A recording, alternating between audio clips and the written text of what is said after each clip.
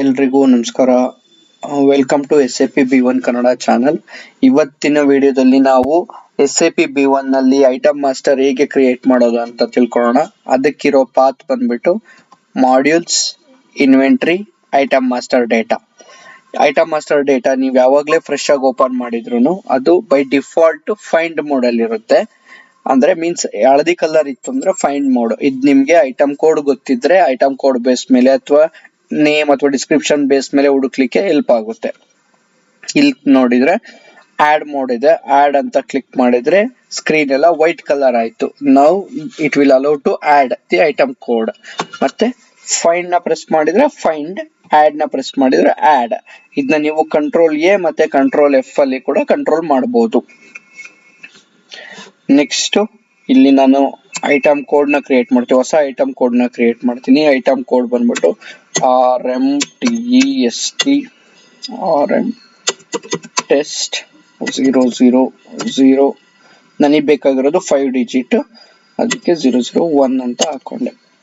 ಈಗ ನೆಕ್ಸ್ಟ್ ನಾನು ಇದಕ್ಕೆ ನೇಮ್ ಕೊಡ್ತೀನಿ. RM test sheet test sheet ಅಂತ ಹಾಕೊಂಡೆ. This is name. ಈಗ ಇಲ್ಲಿ ಇನ್ನೊಂದು ನೀವು ಅಬ್ಸರ್ವ್ ಮಾಡಬಹುದು, ನಾನು ಪ್ರತಿ ಸರಿ ಕರ್ಸರ್ ಮೂವ್ ಮಾಡಿದಾಗ್ಲೂ ಅದ್ರ ನೇಮ್ ಇಲ್ಲಿ ಈ ಜಾಗದಲ್ಲಿ ಇಂಡಿಕೇಟ್ ಆಗ್ತಾ ಬರುತ್ತೆ. ಫಾರ್ ಎಕ್ಸಾಂಪಲ್ ಇಲ್ಲಿ ಹೋದ್ರೆ item code 50 characters, item description 200 characters, foreign name 200 characters. ಅಂದ್ರೆ ಈ ಫೀಲ್ಡ್ ಅಲ್ಲಿ ನಮ್ಗೆ ಮ್ಯಾಕ್ಸಿಮಮ್ 50 ಕ್ಯಾರೆಕ್ಟರ್ಸ್ ಅಥವಾ 50 ಲೆಟರ್ಸ್ ನ ಹಾಕ್ಲಿಕ್ಕೆ ಅಷ್ಟೇ ಅಲೋ ಮಾಡುತ್ತೆ ಸಿಸ್ಟಮ್. ಡಿಸ್ಕ್ರಿಪ್ಷನ್ 200 ಲೆಟರ್ಸ್ ತನಕ ಅಲೋ ಮಾಡುತ್ತೆ ಅಂತ ಅರ್ಥ. ಅದೇ ತರ ಫಾರಿನ್ ನೇಮ್ ಕೂಡ ಅಷ್ಟೇ 200 ನೇಮ್ ಲೆಟರ್ಸ್ ತನಕ ಅಲೋ ಮಾಡುತ್ತೆ. ಈಗ ನಿಮ್ಗೆ ಇನ್ನೊಂದು ಕ್ವಶನ್ ಇರ್ಬೋದು, ಇಲ್ಲಿ ನಾವು ಮ್ಯಾನ್ಯುಯಲ್ ಎಂಟ್ರಿ ಮಾಡ್ತಾ ಇದೀವಿ, ಬಟ್ ನಮ್ಗೆ ಬೈ ಡಿಫಾಲ್ಟ್ ಸಿಸ್ಟಮ್ ಅಲ್ಲೇನೆ ಬರ್ಬೇಕು ಈ ಕೋಡು. ಪ್ರೀವಿಯಸ್ ಕೋಡ್ ನಾವು ಹೊಸದಾಗಿ ಕ್ರಿಯೇಟ್ ಮಾಡೋದು ಬೇಡ, ಸಿಸ್ಟಮ್ ಅಲ್ಲೇ ಬೈ ಡಿಫಾಲ್ಟ್ ಬರಬೇಕು ಅಂತಂದ್ರೆ ನೀವು ಇಲ್ಲಿ ನೋಡ್ಬೋದು ಪಕ್ಕದಲ್ಲಿ ಮ್ಯಾನ್ಯುಯಲ್ ಅಂತ ಇದೆ. ಇಲ್ಲಿ ತುಂಬಾ ಸೀರೀಸಸ್ ಇದೆ. ಇದನ್ನ ಹೇಗೆ ಕ್ರಿಯೇಟ್ ಮಾಡೋದು ಅಂದ್ರೆ modules, administration, system initialisation, numbering series. ಇದರಲ್ಲಿ ಫಸ್ಟ್ ಒನ್ ಐಟಮ್ ಅಂತ ಇದೆ, ಕ್ಲಿಕ್ ಮಾಡಿ. ನೆಕ್ಸ್ಟ್ ಕೆಳಗಡೆ ಬನ್ನಿ, ಲಾಸ್ಟ್ ಇರೋದ್ರಲ್ಲಿ ಆಡ್ ರೋ ಕೊಡಿ. ದೆನ್ ನಿಮಗೆ ಬೇಕಾಗಿರೋದೇನು RMTEST. ನಾನಲ್ಲಿ ಏನ್ ಮಾಡಿದೆ RMTEST ಗ್ರೂಪ್ ಬಂದ್ಬಿಟ್ಟು ನಂದು ಗ್ರೂಪ್ ಕೋಡ್ ಬಂದ್ಬಿಟ್ಟು ಇದು ಫಸ್ಟ್ ನೇ ಡಿಜಿಟ್, ಎಂಡ್ ನಂಬರ್ ಕೂಡ ಅಲ್ಲ, ನೆಕ್ಸ್ಟ್ ಸೀರೀಸ್ ಕೂಡ ಅದೇ ತಗೊಳುತ್ತೆ. ನಮ್ಗೆ ಅಲ್ಲಿ ಏನ್ ಬರ್ಬೇಕು, ಪ್ರಿಫಿಕ್ಸ್ ಅಲ್ಲಿ ಏನ್ ಬರ್ಬೇಕು, ನನಗೆ ಬರ್ಬೇಕಾಗಿರೋದು RMTEST ಬರ್ಬೇಕು. ನೆಕ್ಸ್ಟ್ ಅದು ಬಂದ್ಬಿಟ್ಟು ನಂಬರ್ ಆಫ್ ಡಿಜಿಟ್ಸ್ ಎಷ್ಟಿರ್ಬೇಕು, ನನ್ಗೆ 5 ಡಿಜಿಟ್ಸ್ ಬರ್ಬೇಕು. 5 ಡಿಜಿಟ್ಸ್ ಹಾಕ್ದೆ. ನಾನು ಏನಾಗ್ತೆ ಗ್ರೂಪ್ ನೇಮ್ ನ ಹಾಕ್ದೆ. ನೆಕ್ಸ್ಟ್ ಫಸ್ಟ್ ಡಿಜಿಟ್ ಇದ್ದ ಸ್ಟಾರ್ಟ್ ಆಗ್ಬೇಕು.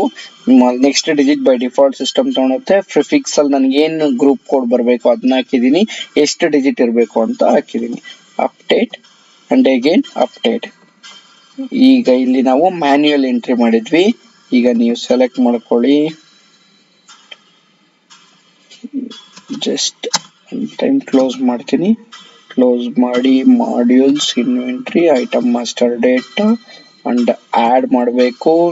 ನಾನಿಲ್ಲಿ ಆಡ್ ಮಾಡೋದಿಕ್ಕೆ ಹೋಗ್ತಾ ಇರೋದು RM ಟೆಸ್ಟ್. ಬೈ ಡಿಫಾಲ್ಟ್ ಆಗಿ ಬಂತು. ನೀವು ನೆಕ್ಸ್ಟ್ ಕೋಡ್ ನ ಕ್ರಿಯೇಟ್ ಮಾಡ್ಕೊಂಡು RM ಸೆಲೆಕ್ಟ್ ಮಾಡ್ಕೊಂಡ್ರೆ ನೆಕ್ಸ್ಟ್ RM ಟೆಸ್ಟ್ 00002 ಅಂತ ಬರುತ್ತೆ. ಈಗ ನಾನು ನೇಮ್ ನ ಹಾಕ್ತೀನಿ. ನನಗೆ 200 ಕ್ಯಾರೆಕ್ಟರ್ಸ್ ನ ಹಾಕ್ಬಹುದು. ನಾನು RM ಶೀಟ್ ಸೆಲೆಕ್ಟ್ ಮಾಡೋಣ. ಐಟಮ್ ಡಿಸ್ಕ್ರಿಪ್ಷನ್, ಫಾರಿನ್ ನೇಮ್ ಬಂದ್ಬಿಟ್ಟು ಅದೇ ಐಟಮ್ ಏನಾದ್ರು ಫಾರಿನ್ ಅಲ್ಲಿ ಬೇರೆ ಹೆಸರಲ್ಲಿ ರನ್ ಆಗ್ತಾ ಇತ್ತು ಅಂದ್ರೆ, ಬೇರೆ ಹೆಸರಲ್ಲಿ ಪರ್ಚೇಸ್ ಮಾಡ್ತೀರಾ ಅಂದ್ರೆ ಫಾರಿನ್ ನೇಮ್ ಹಾಕ್ಬಹುದು. ಐಟಮ್ ಟೈಪ್ ಬಂದ್ಬಿಟ್ಟು ಬೈ ಡಿಫಾಲ್ಟ್ SAP ಇಲ್ಲಿ 3 ಇದೆ: ಐಟಮ್ಸ್, ಲೇಬರ್ ಅಂಡ್ ಟ್ರಾವೆಲ್. ನೀವು ಟ್ರಾವೆಲ್ ಮತ್ತೆ ಲೇಬರ್ನು ಕೂಡ ಆಸ್ ಎ ಐಟಮ್ ಕೋಡ್ ತರ ಕ್ರಿಯೇಟ್ ಮಾಡಬಹುದು for regular transaction. It depends on the organisation to organisation. Next item group, ಇಲ್ಲಿ ಬೈ ಡಿಫಾಲ್ಟ್ ಐಟಮ್ಸ್ ಅಂತ ಬಂದಿದೆ, ಬಟ್ ಪರ್ಟಿಕ್ಯುಲರ್ ಆಗಿ ಈ ಐಟಮ್ಸ್ ಯಾವುದಕ್ಕೆ ಹೋಗುತ್ತೆ, ಯಾವ ಗ್ರೂಪ್ಗೆ ಹೋಗುತ್ತೆ, MS ಪೈಪ್ ಆಗಿರ್ಬೋದು, ಪೌಡರ್ ಆಗಿರ್ಬೋದು, RM ಶೀಟ್ಸ್ ಆಗಿರ್ಬೋದು, ಲೇಬಲ್ ಆಗಿರ್ಬೋದು, ಯಾವುದಕ್ಕೆ ಹೋಗುತ್ತೆ ಅಂತ ನೀವು ಡಿಫೈನ್ ಮಾಡಬಹುದು. ಕೆಳಗಡೆ ಬಂದ್ರೆ ನ್ಯೂ ಡಿಫೈನ್ ನ್ಯೂ ಇದೆ. ನಾನು ಡಿಫೈನ್ ನ್ಯೂ ಅಲ್ಲಿ ಅದು ಬಂದ್ಬಿಟ್ಟು RM ಟೆಸ್ಟ್ ಗ್ರೂಪ್ಗೆ ಸೇರಿದೆ, ಅದಕ್ಕೆ RM ಟೆಸ್ಟ್ ಅಂತಾನೆ ಸೆಲೆಕ್ಟ್ ಮಾಡ್ಕೊತೀನಿ. ಈ ಸ್ಕ್ರೀನ್ ಬಗ್ಗೆ ನಿಮಗೆ ಕಂಪ್ಲೀಟ್ ಇನ್ಫಾರ್ಮೇಶನ್ ನೆಕ್ಸ್ಟ್ ವಿಡಿಯೋದಲ್ಲಿ ಕೊಡ್ತೀನಿ.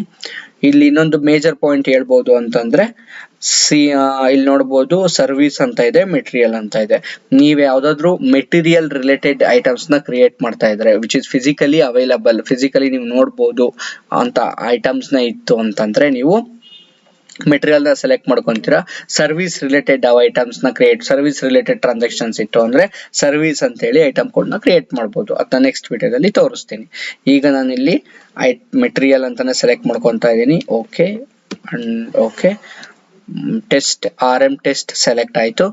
ನೆಕ್ಸ್ಟ್ UOM ಗ್ರೂಪ್ ಬಂದ್ಬಿಟ್ಟು ನೀವು ಒಂದು ಐಟಮ್ ನ ಮಲ್ಟಿಪಲ್ UOMs ನ ಕೊಡ್ಬೋದು. ಫಾರ್ ಎಕ್ಸಾಂಪಲ್ ಅದನ್ನ ಪರ್ಚೇಸ್ ಮಾಡ್ಬೇಕಾದ್ರೆ ಮೀಟರ್ ಪರ್ಚೇಸ್ ಮಾಡ್ತಿದ್ದೀರಾ, ಬಟ್ ಇಶ್ಯೂ ಮಾಡ್ಬೇಕಾದ್ರೆ ಅಥವಾ ಸೆಲ್ ಮಾಡ್ಬೇಕಾದ್ರೆ ಕಾಯಿಲ್ ಅಲ್ಲಿ ಸೆಲ್ ಆಗುತ್ತೆ. 100 meters equal to 1 coil ಆತರ ಏನಾದ್ರು ಇತ್ತು ಅಂದ್ರೆ ನಂಬರ್ ಆಫ್ 1 kg ಇರೋದು 3 ಮೀಟರ್ ಅಲ್ಲಿ ಸೆಲ್ ಮಾಡ್ತಿದ್ದೀರಾ ಅಥವಾ ಇಶ್ಯೂ ಮಾಡ್ತಾ ಇದ್ದೀರಾ ಸ್ಟೋರ್ ಅಲ್ಲಿ, ಅಥವಾ 1 kg ಫಾಸ್ಟ್ನರ್ಸ್ ನ ಪರ್ಚೇಸ್ ಮಾಡ್ತಿದ್ದೀರಾ. 1 kg ಫಾಸ್ಟ್ನರ್ಸ್ ಗೆ 254 ನಂಬರ್ ಬರುತ್ತೆ, ಬಟ್ ನಾವು ಪ್ರೊಡಕ್ಷನ್ ಅಲ್ಲಿ ಕೊಡ್ಬೇಕಾದ್ರೆ ನಂಬರ್ಸ್ ಅಲ್ಲಿ ಕೊಡ್ತೀವಿ. ಆ ತರ ಟ್ರಾನ್ಸಾಕ್ಷನ್ ನ ಮಾಡ್ಲಿಕ್ಕೆ ಈ UOM ನ ಯೂಸ್ ಮಾಡ್ತಾರೆ. ಇದನ್ನ ಪರ್ಟಿಕ್ಯುಲರ್ ಒಂದು ಸಿನಾರಿಯೋ ತಗೊಂಡು ನೆಕ್ಸ್ಟ್ ವಿಡಿಯೋದಲ್ಲಿ ಇದನ್ನು ಕೂಡ ಎಕ್ಸ್ಪ್ಲೇನ್ ಮಾಡ್ತೀನಿ. ಈ ವಿಡಿಯೋದಲ್ಲಿ ನಮ್ದು ಮೇಜರ್ ಆ ಸ್ಕ್ರೀನ್ ಅಲ್ಲಿ ಏನಿದೆ ಅನ್ನೋದನ್ನ ತಿಳ್ಕೊಂತ ಹೋಗೋಣ. ಪ್ರೈಸ್ ಲಿಸ್ಟ್, ನೀವು price list by 10 price list ಇರುತ್ತೆ. ಬೈ ಡಿಫಾಲ್ಟ್ ಪ್ರೈಸ್ ಲಿಸ್ಟ್ ಬಂದ್ಬಿಟ್ಟು 1 ಅಂತ ಸಿಸ್ಟಮ್ ಕೊಡುತ್ತೆ. ಫಾರ್ ಎಕ್ಸಾಂಪಲ್ ನೀವು ಐಟಮ್ ನ 100 rupeesಗೆ ಪರ್ಚೇಸ್ ಮಾಡ್ತಾ ಇದ್ದೀರಾ ಅಂದ್ರೆ 100 rupees. ಆ ಐಟಮ್ ಗೆ ಎಷ್ಟು ಬಾರ್ ಕೋಡ್ ಏನಾದ್ರು ಇತ್ತು ಅಂದ್ರೆ ಬಾರ್ ಕೋಡ್ ಕಾನ್ಫಿಗರೇಷನ್ ಮಾಡಬಹುದು. ಇದು ಕೂಡ ಇಂಟ್ರೆಸ್ಟಿಂಗ್ ಆಗಿದೆ. ನೆಕ್ಸ್ಟ್ ವಿಡಿಯೋದಲ್ಲಿ ಇದನ್ನು ಕೂಡ ತೋರಿಸ್ಕೊಡ್ತೀನಿ. ನೆಕ್ಸ್ಟ್ ಆ ಐಟಮ್ ಏನಾದ್ರು ಪರ್ಟಿಕ್ಯುಲರ್ ಆಗಿ RM ಶೀಟ್ ಅನ್ನೋ ಐಟಮ್ ಏನಾದ್ರು ವಿತೌಟ್ ಟ್ಯಾಕ್ಸ್ ಗೆ ಒಳಪಡುತ್ತೆ ಅಂದ್ರೆ ವಿತೌಟ್ ಟ್ಯಾಕ್ಸ್ ನ ಕ್ಲಿಕ್ ಮಾಡಬಹುದು. ಅಥವಾ ಅದೇ ಗ್ರೂಪ್ಗೆ ಈ RM ಟೆಸ್ಟ್ ಅನ್ನೋ ಗ್ರೂಪ್ಗೆ ಪರ್ಟಿಕ್ಯುಲರ್ ಆಗಿ ನೀವೇನಾದ್ರೂ ಡಿಸ್ಕೌಂಟ್ಸ್ ನ ಕೊಡ್ತಾ ಇದ್ದೀರಾ ಅಂದ್ರೆ ಪರ್ಟಿಕ್ಯುಲರ್ ಆಗಿ ಅವ್ರ ಗ್ರೂಪಿಂದ ನಿಮಗೆ ಡಿಸ್ಕೌಂಟ್ಸ್ ಬರುತ್ತೆ ಅಂತಂದ್ರೆ ನಿಮ್ಗೆ ಬರ್ತಾ ಇದೆ ಅಂದ್ರೂ ಓಕೆ, ಅಥವಾ ನೀವು ಅದನ್ನ ಸೆಲ್ ಮಾಡ್ಬೇಕಾದ್ರೆ ನೀವು ಕೊಡ್ತಾ ಇದ್ದೀರಾ ಅಂತಂದ್ರೂ ಓಕೆ, ಸೆಲೆಕ್ಟ್ ಮಾಡ್ಕೊಬಹುದು. ಇದೊಂದು ಎಕ್ಸಾಂಪಲ್ ಹೇಳೋದಾದ್ರೆ ಈ ಗ್ರೂಪ್ ಅಲ್ಲಿ ನಿಮ್ಗೆ 10 ಐಟಮ್ಸ್ ಇದೆ. 10 ಐಟಮ್ ಅಲ್ಲಿ ಪರ್ಟಿಕ್ಯುಲರ್ ಈ ಐಟಮ್ ಗೆ ಮಾತ್ರ ನೀವು ಡಿಸ್ಕೌಂಟ್ ನ ಕೊಡಲ್ಲ ಅನ್ಕೊಳ್ಳೋಣ. ಇಲ್ಲಿ ತೋರಿಸ್ತೀನಿ ನಾನು ನಿಮ್ಗೆ. ಡಿಸ್ಕೌಂಟ್ ಗ್ರೂಪ್ ಸರ್ಚ್ ಅಲ್ಲಿ type discount group specific all BP ಗೆ ಆಲ್ ವೆಂಡರ್ಸ್ ಅಲ್ಲಿ ಈ ಗ್ರೂಪ್ ವೇರ್ ಇಸ್ RM. ನಾವಿವಾಗ ಡಿಸ್ಕೌಂಟ್ ಗ್ರೂಪ್ ಸ್ಕ್ರೀನ್ ಅಲ್ಲಿ ಇದೀವಿ. RM ಟೆಸ್ಟ್ ಅನ್ನೋ ಗ್ರೂಪ್ಗೆ 10% ಡಿಸ್ಕೌಂಟ್ ನೀವು ಕೊಡ್ತಾ ಇದ್ದೀರಾ ಅಥವಾ ನಿಮಗೆ ಸಿಗ್ತಾ ಇದೆ ಅನ್ಕೊಳ್ಳೋಣ. ನಿಮ್ಗೆ 10% ಡಿಸ್ಕೌಂಟ್ ಸಿಗ್ತಾ ಇದೆ. ನೀವು ಪ್ರತಿ ಸರಿನೂ PO ರೈಸ್ ಮಾಡಿದಾಗ ನಿಮ್ಗೆ ಬೈ ಡಿಫಾಲ್ಟ್ ನಿಮ್ದು ವ್ಯಾಲ್ಯೂ ಮೇಲೆ 10% ಡಿಸ್ಕೌಂಟ್ ಅಪ್ಲೈ ಆಗುತ್ತೆ. ಅದು ಪರ್ಟಿಕ್ಯುಲರ್ ಆ ಗ್ರೂಪ್ ಅಲ್ಲಿ 10 ಐಟಮ್ ಇದೆ. 10 ಐಟಮ್ ಅಲ್ಲಿ ಈ ಐಟಮ್ಗೆ ಅಪ್ಲೈ ಆಗಲ್ಲ ಅಂದ್ರೆ ಡು ನಾಟ್ ಅಪ್ಲೈ. ಅಥವಾ ಡಿಸ್ಕೌಂಟ್ ಇಲ್ಲ ಅಂದ್ರೆ ಅಲ್ಲಿ ನೀವು ಡಿಸ್ಕೌಂಟ್ ಏನೋ ಹಾಕಿಲ್ಲ ಅಂದ್ರೆ no need to take tension. ಅಥವಾ ಡಿಸ್ಕೌಂಟ್ ಇದೆ ನನಗೆ ಅಪ್ಲೈ ಆಗಬಾರ್ದು ಅಂದ್ರೆ ಇದನ್ನ ಯೂಸ್ ಮಾಡ್ಕೊಬಹುದು. ನಂತರ ಮ್ಯಾನುಫ್ಯಾಕ್ಚರರ್, ಒರಿಜಿನಲ್ ಮ್ಯಾನುಫ್ಯಾಕ್ಚರರ್ ಯಾರು, ಆ ಐಟಮ್ಗೆ ಒರಿಜಿನಲ್ ಮ್ಯಾನುಫ್ಯಾಕ್ಚರರ್ ಏನಾದ್ರು ಇದ್ರು ಅಂದ್ರೆ ಒರಿಜಿನಲ್ ಮ್ಯಾನುಫ್ಯಾಕ್ಚರರ್ ನ ನೀವು ಇಲ್ಲಿ ಹಾಕ್ಬೋದು. ಬೈ ಡಿಫಾಲ್ಟ್ ಅಲ್ಲಿ ಬರುತ್ತೆ. ನೆಕ್ಸ್ಟ್ ಅದನ್ನ ಅಡಿಷನಲ್ ಐಡೆಂಟಿಫೈಯರ್, ಆ ಐಟಮ್ಗೆ ಅಡಿಷನಲ್ ಐಡೆಂಟಿಫೈಯರ್ ನೇಮ್ ಕೂಡ ಕೊಡ್ಬೋದು ಈ ಫೀಲ್ಡ್ ಅಲ್ಲಿ. ಶಿಪ್ಪಿಂಗ್ ಟೈಪ್ ಬಂದ್ಬಿಟ್ಟು ನೀವು ಐಟಮ್ ನ ಶಿಪ್ ಮಾಡ್ಕೊತಾ ಇದ್ದೀರಾ, ಮೀನ್ಸ್ ಅದನ್ನ ತರಿಸ್ಕೊಂತ ಇದ್ದೀರಾ. ಪರ್ಟಿಕ್ಯುಲರ್ ಮೋಡ್ ಆಫ್ ಟ್ರಾನ್ಸ್ಪೋರ್ಟ್ ನ ನೀವು ಆಡ್ ಮಾಡಬಹುದು. ರೋಡ್, ಸಿ, ಏರ್ ಏನ್ ಬೇಕಾದ್ರೂ ಆಡ್ ಮಾಡಬಹುದು. ನೆಕ್ಸ್ಟ್ ಆ item particular item serial number ಅಥವಾ ಬ್ಯಾಚ್ ನಂಬರ್ಸ್ ಇದೆ ಅಂದ್ರೆ ಅದನ್ನ ನೀವು ಇಲ್ಲಿ ಕೊಡ್ಬೋದು. ಸೀರಿಯಲ್ ನಂಬರ್ ಅಥವಾ ಬ್ಯಾಚ್ ನಂಬರ್ಗೆ ಒಳಪಟ್ಟಿದ್ರೆ ಆ item for example serial number ಇದೆ ಅನ್ಕೊಳ್ಳೋಣ. ಸೀರಿಯಲ್ ನಂಬರ್ ಪ್ರೆಸ್ ಮಾಡಿದ್ರೆ ನಿಮ್ಗೆ ಇಲ್ಲಿ ಇನ್ನೊಂದು ಆಪ್ಷನ್ ಬರುತ್ತೆ, ಮ್ಯಾನೇಜ್ಮೆಂಟ್ ಮೆಥಡ್. ಅಲ್ಲಿ ನಿಮ್ಗೆ 2 ಆಪ್ಷನ್ ತೋರಿಸುತ್ತೆ. On every transaction, on release only. On release only ಅಂತಂದ್ರೆ ಆ ಐಟಮ್ ನ ನೀವು GRN ಮಾಡ್ಕೊಂತೀರಾ, ಪರ್ಚೇಸ್ ಆರ್ಡರ್ ಮಾಡಿ ಇನ್ GRPO ಮಾಡ್ಕೊಂತೀರಾ. ಅವಾಗ ನಿಮ್ಗೆ ಸೀರಿಯಲ್ ನಂಬರ್ ಕೇಳಲ್ಲ ಸಿಸ್ಟಮ್. ಬಟ್ ಅದೇ ಐಟಮ್ ನ ನೀವು ಗೂಡ್ಸ್ ಇಶ್ಯೂ ಮಾಡ್ತಾ ಇದ್ದೀರಾ ಅಥವಾ AR ಇನ್ವಾಯ್ಸ್ ಮಾಡ್ತಾ ಇದ್ದೀರಾ, ಸೆಲ್ ಮಾಡ್ತಾ ಇದ್ದೀರಾ ಅನ್ನೋ ಟೈಮ್ ಅಲ್ಲಿ ಸಿಸ್ಟಮ್ ಮ್ಯಾಂಡೇಟರಿ ಆಗಿ ಸೀರಿಯಲ್ ನಂಬರ್ ನ ಕೇಳುತ್ತೆ ಆ ಪರ್ಟಿಕ್ಯುಲರ್ ಐಟಮ್ಗೆ. ಅದೇ ತರನೇ ಬ್ಯಾಚ್ ಕೂಡ serial number on every transaction. Every transaction ಅಂತ ಅಂದ್ರೆ ಪ್ರತಿ ಟ್ರಾನ್ಸಾಕ್ಷನ್ ಅಲ್ಲೂ ಫಾರ್ ಎಕ್ಸಾಂಪಲ್ GRN ಮಾಡಬೇಕಾದ್ರೆ, ಗೂಡ್ಸ್ ಇಶ್ಯೂ ಮಾಡಬೇಕಾದ್ರೆ, ಗೂಡ್ಸ್ ರಿಸಿಪ್ಟ್ ಮಾಡಬೇಕಾದ್ರೆ, ಅಥವಾ AR ಇನ್ವಾಯ್ಸ್ ಮಾಡಬೇಕಾದ್ರೆ, ಇನ್ವೆಂಟರಿ ಟ್ರಾನ್ಸ್ಫರ್ ಮಾಡಬೇಕಾದ್ರೆ ಪರ್ಟಿಕ್ಯುಲರ್ ಎಲ್ಲ ಟೈಮು ಕೂಡ ಸಿಸ್ಟಮ್ ಬೈ ಡಿಫಾಲ್ಟ್ ಆಗಿ ಸೀರಿಯಲ್ ನಂಬರ್ನ ಕೇಳುತ್ತೆ. ಈ ಆಪ್ಷನ್ ನ ಸೆಲೆಕ್ಟ್ ಮಾಡ್ಕೊಂಡ್ರೆ ಸದ್ಯಕ್ಕೆ ಇವಾಗ ನಾನು ಕೊಡ್ತೀನಿ. Next active, inactive, advance. If you click inactive, date range ನ ಕೊಡ್ಬೋದು. ಇನ್ಆಕ್ಟಿವ್ ಕೊಟ್ರೆ ಆ ಐಟಮ್ ನಿಮ್ಗೆ ನೆಕ್ಸ್ಟ್ ಯಾವುದೇ ಡಾಕ್ಯುಮೆಂಟ್ ಅಲ್ಲೂ ಪೋಸ್ಟ್ ಮಾಡ್ಲಿಕ್ಕೆ ಅಲೋ ಮಾಡೋದಿಲ್ಲ. ಅಡ್ವಾನ್ಸ್ ಬಂದ್ಬಿಟ್ಟು ನೀವು can set the active date range ಮತ್ತೆ ಇನ್ಆಕ್ಟಿವ್ ಡೇಟ್ ರೇಂಜ್ ಆ ಪರ್ಟಿಕ್ಯುಲರ್ ಐಟಮ್ಗೆ. ನೆಕ್ಸ್ಟ್ ಅಡ್ವಾನ್ಸ್ ರೂಲ್ ಟೈಪ್, ಇದು GL ಅಕೌಂಟ್ಸ್ ರಿಲೇಟೆಡ್ ವಿಡಿಯೋ ಮಾಡಬೇಕಾದ್ರೆ ಎಕ್ಸ್ಪ್ಲೇನ್ ಮಾಡ್ತೀನಿ. ನೆಕ್ಸ್ಟ್ ಇಲ್ಲಿ ಇನ್ನೊಂದು ನೋಡ್ಬೋದು, ಕ್ಯಾಟಗರಿ, ಐಟಮ್ ಕ್ಯಾಟಗರಿ. ಆಗ್ಲೇ ಅಲ್ಲಿ ತೋರಿಸಿದ್ನಲ್ವಾ ಸರ್ವಿಸ್ ಮತ್ತೆ ಮೆಟೀರಿಯಲ್ ಅಂತ. ನಾವು ಮೆಟೀರಿಯಲ್ ಕ್ರಿಯೇಟ್ ಮಾಡ್ತಿರೋದ್ರಿಂದ ಬೈ ಡಿಫಾಲ್ಟ್ ಮೆಟೀರಿಯಲ್ ಇದೆ. ನೆಕ್ಸ್ಟ್ GST ಎಕ್ಸಸೈಸ್ ಬಂದ್ಬಿಟ್ಟು ಇದಿಲ್ಲ ನಮ್ಗೆ ಇವಾಗ ಇಂಡಿಯಾದಲ್ಲಿ, ಅದನ್ನ ಯೂಸ್ ಮಾಡ್ತಾ ಇಲ್ಲ. GST ಯೂಸ್ ಮಾಡ್ತಾ ಇದೀವಿ. GST ಲಿ ನೀವು ಪರ್ಚೇಸ್ ಮಾಡ್ತೀರ ರಾ ಮೆಟೀರಿಯಲ್ ಅಥವಾ ಕ್ಯಾಪಿಟಲ್ ಗುಡ್ಸ್ ಅಥವಾ ಫಿಕ್ಸ್ಡ್ ಅಸೆಟ್ ಅಂತ ಮೂರು ಟೈಪ್ಸ್ ಇದೆ. ನೀವು ಯಾವ ಐಟಮ್ ನ ಕ್ರಿಯೇಟ್ ಮಾಡ್ತಿದ್ದೀರಾ ಅದನ್ನ ಸೆಲೆಕ್ಟ್ ಮಾಡ್ಕೊಬಹುದು. HSN ಕೋಡ್ ಪೋಪಲ್ ಮೇಲೆ ಕ್ಲಿಕ್ ಮಾಡಿದ್ರೆ ಲಿಸ್ಟ್ ಆಫ್ HSN ಓಪನ್ ಆಗುತ್ತೆ. ಲಿಸ್ಟ್ ಆಫ್ HSN ಅಲ್ಲಿ ಒಂದು ಸೆಲೆಕ್ಟ್ ಮಾಡ್ತಾ ಇದ್ದೀನಿ. HSN code is quite important and mandatory. System mandatory ಅಂತ ಹೇಳಲ್ಲ, ಬಟ್ ಅದು ಇಂಪಾರ್ಟೆಂಟ್. ಏನಕ್ಕೆ ಅಂದ್ರೆ ನಿಮ್ಗೆ ನೆಕ್ಸ್ಟ್ PO ಮಾಡಬೇಕಾದ್ರೆ ಅಥವಾ ಏನಾದ್ರು ಟ್ರಾನ್ಸಾಕ್ಷನ್ AR ಇನ್ವಾಯ್ಸ್ ಮಾಡಬೇಕಾದ್ರೆ HSN ಕೋಡ್ ಇಸ್ ಮ್ಯಾಂಡೇಟರಿ. ಅವಾಗ ಸಿಸ್ಟಮ್ ಕೇಳುತ್ತೆ. ನೆಕ್ಸ್ಟ್ ನೀವು ರಿಮಾರ್ಕ್ಸ್ ನ ಕೂಡ ಆಡ್ ಮಾಡಬಹುದು ಆ ಐಟಮ್ಸ್ಗೆ. Next original reason of origin, ಅದು ಒರಿಜಿನಲ್ ಮ್ಯಾನುಫ್ಯಾಕ್ಚರಿಂಗ್ ಎಲ್ಲಾಗುತ್ತೆ, ಇಂಡಿಯಾದಲ್ಲ, ಅಮೆರಿಕದಲ್ಲ, ಎಲ್ಲಾಗುತ್ತೆ, ಇಂಪೋರ್ಟ್ ಐಟಮ್ಸ್ ಅಲ್ಲೆಲ್ಲ ಇದನ್ನ ಹಾಕೊಬಹುದು. ಈ ಆಪ್ಷನ್ ನ ಯೂಸ್ ಮಾಡ್ಕೊಬಹುದು. ಇದು ಜನರಲ್ ಟ್ಯಾಬ್ ಅಲ್ಲಿ ಇರುವಂತ ಡೀಟೇಲ್ಸ್. ನೆಕ್ಸ್ಟ್ ಪರ್ಚೇಸಿಂಗ್ ಬಂದ್ರೆ ಪ್ರಿಫರ್ಡ್ ವೆಂಡರ್ ಅಂತ ಒಂದಿದೆ. ಪ್ರಿಫರ್ಡ್ ಅಂದ್ರೆ ಈ ಐಟಮ್ ನ ನೀವು ಯಾರಿಂದ ತರಿಸ್ಕೊಂತೀರಾ, ಪ್ರಿಫರ್ಡ್ ಯಾರನ್ನ ಮಾಡ್ತೀರಾ ಅಂತ. ಇಲ್ಲಿ ಪ್ರಿಫರ್ಡ್ ವೆಂಡರ್ ಲಿಸ್ಟ್ ಓಪನ್ ಆಯ್ತು. ನಾನು ಇಲ್ಲೊಬ್ರನ್ನ ಸೆಲೆಕ್ಟ್ ಮಾಡ್ಕೊಂತೀನಿ. ಫಾರ್ ಎಕ್ಸಾಂಪಲ್ ನಾನು ಮೊಹಮ್ಮದ್ ಸೆಲೆಕ್ಟ್ ಮಾಡ್ಕೊಂಡೆ, ಅಪ್ಡೇಟ್ ಮಾಡಿದೆ. ನಂತರ ಇವನ ಹತ್ರ ಮೆಟೀರಿಯಲ್ ಇಲ್ಲ ಅಂತಂದ್ರೆ ನಾನು ಇನ್ನೊಬ್ಬ ವೆಂಡರ್ ಹತ್ರ ಹೋಗ್ತೀನಿ. ಅದು AS ಇಂಜಿನಿಯರ್ ಅನ್ಕೊಳ್ಳೋಣ, ಇನ್ನೊಬ್ರ ಹತ್ರ ಹೋಗ್ತೀನಿ.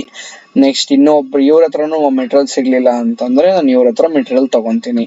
ಇದು ಹೇಗೆ ಅಂದ್ರೆ ಯೂಸರ್ಸ್ ಗೆ ಗೊತ್ತಾಗುತ್ತೆ ಈಸಿಯಾಗಿ ಈ ಮೆಟೀರಿಯಲ್ ನ ಯಾರ್ಯಾರ ಹತ್ರ ಪ್ರೊಕ್ಯೂರ್ ಮಾಡಬಹುದು. ಅಪ್ರೂವ್ಡ್ ವೆಂಡರ್ ಇರ್ತಾರೆ, ಕೆಲವೊಂದು ಮೆಟೀರಿಯಲ್ಸ್ ಗೆ ಅಪ್ರೂವ್ಡ್ ವೆಂಡರ್ ಅಂತ ಇದ್ದಾಗ ಈ ತರ ಮೆಟೀರಿಯಲ್ಸ್ ನ ಪರ್ಟಿಕ್ಯುಲರ್ ಯಾವ ವೆಂಡರ್ ಹತ್ರ ತಗೊಬೇಕು ಅನ್ನೋದು ಡಿಸೈಡ್ ಆಗಿರುತ್ತೆ.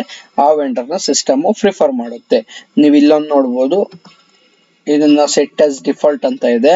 ಸೆಟ್ ಆಸ್ ಡಿಫಾಲ್ಟ್ ಅಂತಂದ್ರೆ ಪ್ರತಿ ಸರಿ MRP ರನ್ ಮಾಡಿದಾಗ ಪರ್ಟಿಕ್ಯುಲರ್ ಈ ವೆಂಡರ್ ನೇ ಸಿಸ್ಟಮ್ ಪ್ರಿಫರ್ ಮಾಡುತ್ತೆ. ನೀವು next service purchase request raise ಮಾಡಿದಾಗ ಅಥವಾ ಪರ್ಚೇಸ್ ಆರ್ಡರ್ ರೈಸ್ ಮಾಡಿದಾಗ ಥ್ರೂ MRP ಆ ವೆಂಡರ್ ನೇ ಸೆಲೆಕ್ಟ್ ಮಾಡೋ ಸಿಸ್ಟಮ್ ಕೊಡುತ್ತೆ.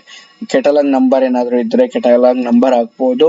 UOM ಏನಾದ್ರು ಇತ್ತು ಅಂದ್ರೆ ಪರ್ಚೇಸ್ UOM. ಫಾರ್ ಎಕ್ಸಾಂಪಲ್ ನಾನು ಈ ಶೀಟ್ ನ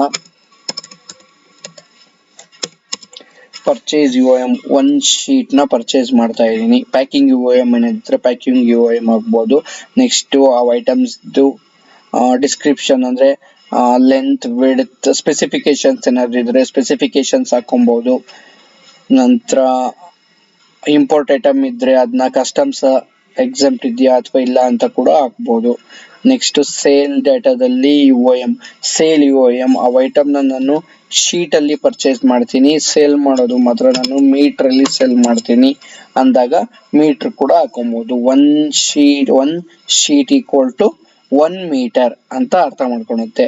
ಅಥವಾ ನೀವು 1 ಶೀಟ್ ಈಕ್ವಲ್ ಟು 2 ಮೀಟರ್ಸ್ ಆಗಿದ್ರೆ 2 ಮೀಟರ್ಸ್ ನಾವು ನೆಕ್ಸ್ಟ್ ನೀವು ಇನ್ವರ್ಟ್ ಮಾಡ್ಕೊಂಡಾಗ 2 ಮೀಟರ್ಸ್ ಅಂತ ಬರುತ್ತೆ. ಇಲ್ಲಿದೆ ನೋಡಿ, ಬರ್ತೀನಿ. ಪ್ಯಾಕಿಂಗ್ UOM ಇದ್ರೆ ಪ್ಯಾಕಿಂಗ್ UOM.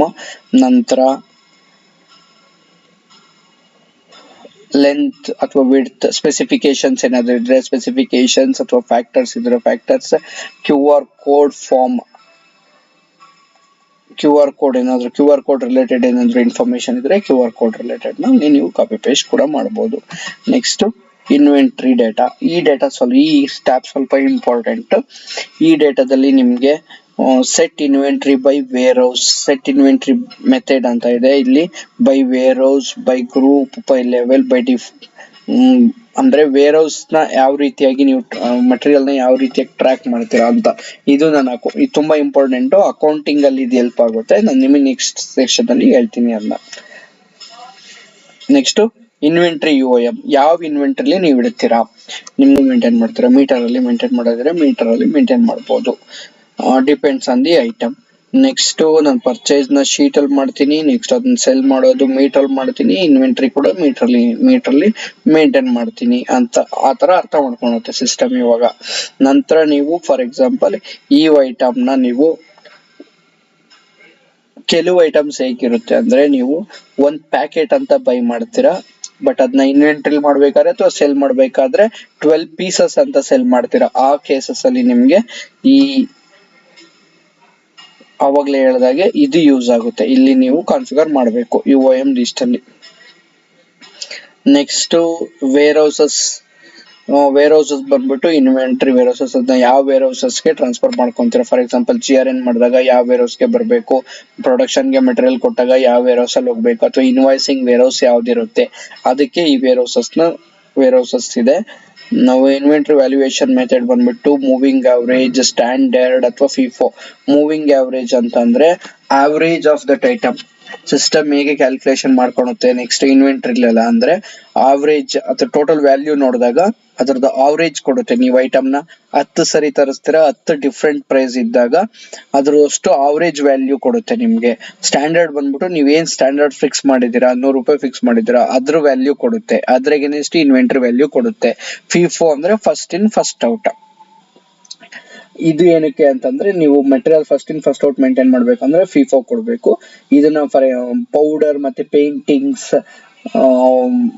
ಫಾರ್ಮಾ ಕಂಪ್ನಿಲಿ ಅದ್ರಲ್ಲೆಲ್ಲ FIFO ಯೂಸ್ ಮಾಡ್ತಾರೆ. ಏನಕ್ಕಂದ್ರೆ ಫಸ್ಟ್ ಬದಿದ್ ಲಾಟ್ ಅಲ್ಲಿ ಫಸ್ಟೇ ಹೋಗ್ಬೇಕು ಅಂತ. ನೆಕ್ಸ್ಟ್ ನೀವು ವೇರ್ ಹೌಸ್ ನೆಕ್ಸ್ಟ್ ಮಿನ್ ಮ್ಯಾಕ್ಸ್ ನ ಸೆಟ್ ಮಾಡಬಹುದು.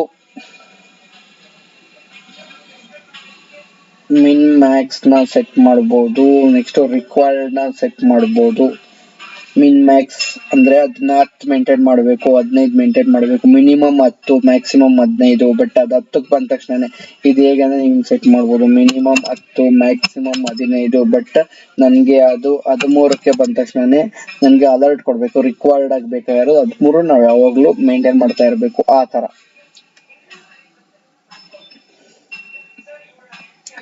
ನಂತರ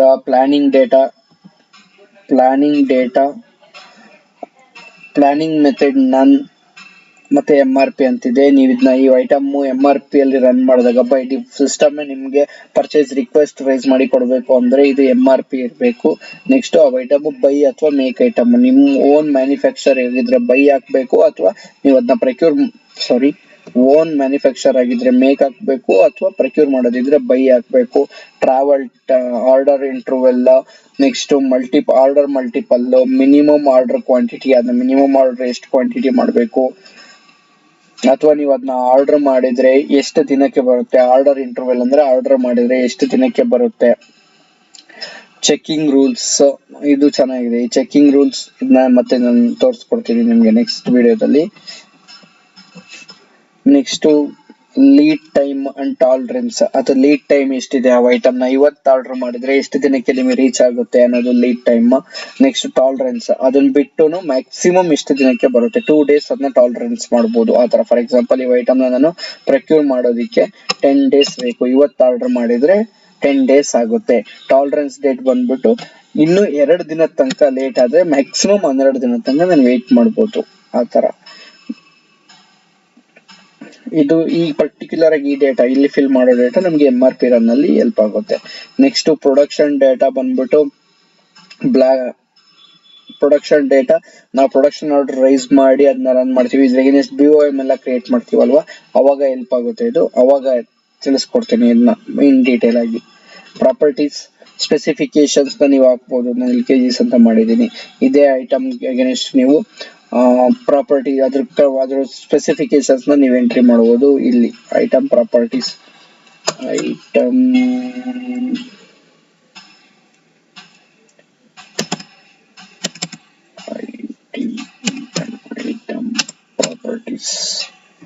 ಐಟಮ್ ಪ್ರಾಪರ್ಟೀಸ್ ಅಲ್ಲಿ ಹೋಗಿ ನೀವು ಐಟಮ್ ಪ್ರಾಪರ್ಟೀಸ್ ಏನಿರುತ್ತೆ ಅದ್ರ ಸ್ಪೆಸಿಫಿಕೇಶನ್ ನೀವು ಅದನ್ನ ಹಾಕ್ಬೋದು. ನಾನು ಈಗ ಡಮ್ಮಿ ಡೇಟಾ ಹಾಕ್ತಾ ಇದ್ದೀನಿ. ಅದು ಬರುತ್ತೆ, ನೀವು ಇಲ್ಲಿ ಅಪ್ಡೇಟ್ ಮಾಡಿ ಇನ್ನೊಂದು ಟೈಮ್ ಓಪನ್ ಮಾಡಿದ್ರೆ ಅದು ಮತ್ತೆ ಓಪನ್ ಆಗುತ್ತೆ. ನೆಕ್ಸ್ಟ್ ರಿಮಾರ್ಕ್ಸ್, ಅದರದ್ದು ಡೀಟೇಲ್ಡ್ ಡಿಸ್ಕ್ರಿಪ್ಷನ್ ಅಥವಾ ಡೀಟೇಲ್ಡ್ ಇನ್ಫಾರ್ಮೇಶನ್ ನೀವು ಅಲ್ಲಿ ಹಾಕ್ಬೋದು. ಮತ್ತೆ ಇದೀಗ ನಂತರ ಅದ್ರ ಎಗೇನಿಸ್ಟ್ ಯಾವ್ದಾದ್ರು ಇಂಪಾರ್ಟೆಂಟ್ ಡಾಕ್ಯುಮೆಂಟ್ ಇತ್ತು ಅಂದ್ರೆ ಇಂಪಾರ್ಟೆಂಟ್ ಡಾಕ್ಯುಮೆಂಟ್ ಕೂಡ ಬ್ರೌಸರ್ ಅಲ್ಲಿ ಹೋಗ್ಬಿಟ್ಟು ನೀವು ಸೆಲೆಕ್ಟ್ ಮಾಡ್ಕೊಂಡು ಬ್ರೌಸ್ ಮೇಲೆ ಕ್ಲಿಕ್ ಮಾಡಿ ಯಾವ್ದು ನೀವು ಸೆಲೆಕ್ಟ್ ಮಾಡ್ಕೊಬಹುದು, ಆಡ್ ಮಾಡ್ಬೋದು. ಫಾರ್ ಎಕ್ಸಾಂಪಲ್ ನಾನು SAP admin ಯಾವುದೋ ಒಂದು ಹಾಕ್ತಾ ಇದ್ದೀನಿ. ಫಾರ್ ಎಕ್ಸಾಂಪಲ್ ಇದೊಂದು ಅಟ್ಯಾಚ್ಮೆಂಟ್ ಇದೆ, ಈ ಅಟ್ಯಾಚ್ಮೆಂಟ್ ನ ಕೂಡ ಇಲ್ಲಿ ನೀವು ಹಾಕ್ಬೋದು. ಡಿಸ್ಪ್ಲೇ ಕ್ಲಿಕ್ ಮಾಡಿದ್ರೆ ಡಿಸ್ಪ್ಲೇ ಆಗುತ್ತೆ, ಡಿಲೀಟ್ ಕೊಟ್ರೆ ಡಿಲೀಟ್ ಆಗುತ್ತೆ. ನೆಕ್ಸ್ಟ್ ಒನ್ ಮೋರ್ ಇಂಪಾರ್ಟೆಂಟ್ ಬಂದ್ಬಿಟ್ಟು inventory item, sale item and the purchase item. For example ನೀವು ಕೆಲವೊಂದು ಐಟಮ್ ನ ಕೆಲವು ಕಂಪ್ನಿ ಏನ್ ಮಾಡುತ್ತೆ, ಪರ್ಚೇಸ್ ಮಾಡುತ್ತೆ, ಪರ್ಚೇಸ್ ಮಾಡುತ್ತೆ, ಇನ್ವೆಂಟರಿಲಿ ಇಡುತ್ತೆ, ಬಟ್ ಸೆಲ್ ಮಾಡಲ್ಲ. ಅದನ್ನ ಬೇರೆ ಪ್ರೊಸೆಸ್, ಈ ಶೀಟ್ಸ್ ಎಲ್ಲ ಕಟಿಂಗ್, ಬೆಂಡಿಂಗ್ ಅಥವಾ ಬೇರೆ ಏನೋ ಬೇರೆ ಐಟಮ್ ಆಗಿ ಮ್ಯಾನುಫ್ಯಾಕ್ಚರ್ ಆಗುತ್ತೆ. ಬೇರೆ ಐಟಮ್ ನಾಗಿ ಇದು ಸೆಲ್ ಮಾಡಲ್ಲ ಅಂದಾಗ ಸೆಲ್ ಐಟಮ್ ನ ಅನ್ಟಿಕ್ ಮಾಡಬೇಕು. ಇನ್ವೆಂಟರಿ ಮೇಂಟೈನ್ ಮಾಡಲ್ಲ, ಪರ್ಚೇಸ್ ಮಾಡ್ತೀವಿ ಬಟ್ ಇನ್ವೆಂಟರಿ ಮೇಂಟೈನ್ ಮಾಡಲ್ಲ ಅಂದ್ರೆ ಅದನ್ನ ನಾನ್ ಇನ್ವೆಂಟರಿ ಐಟಮ್ ಮಾಡಬೇಕು. ಪರ್ಚೇಸ್ ಮಾಡಲ್ಲ, ಡೈರೆಕ್ಟ್ ಸೆಲ್ ಮಾಡ್ತೀವಿ ಅಥವಾ ಇನ್ವೆಂಟರಿ ಇರ್ತೀವಿ. FG ಫೈನಲ್ ಪ್ರಾಡಕ್ಟ್ಸ್ ಯಾವ ಕಂಪ್ನಿನೂ ಪರ್ಚೇಸ್ ಮಾಡಲ್ಲ in most of the case.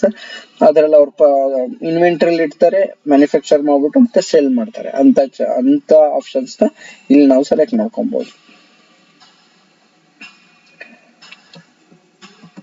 ಇದು brief explanation about inventory item master data. ಈ ಇನ್ವೆಂಟರಿ ಇದ್ರಲ್ಲಿ ಏನಾದ್ರೂ ನಿಮ್ಗೆ ಕ್ಲಾರಿಫಿಕೇಶನ್, ಈ QC ಚೆಕ್ ನಾನು ನೆಕ್ಸ್ಟ್ ವಿಡಿಯೋದಲ್ಲಿ ತೋರಿಸ್ಕೊಡ್ತೀನಿ. ಇದರಲ್ಲಿ ಏನಾದ್ರೂ ಕ್ಲಾರಿಫಿಕೇಶನ್ ಬೇಕು ಅಂದ್ರೆ ಕಮೆಂಟ್ ಬಾಕ್ಸ್ ಅಲ್ಲಿ ತಿಳಿಸಿ. Thank you.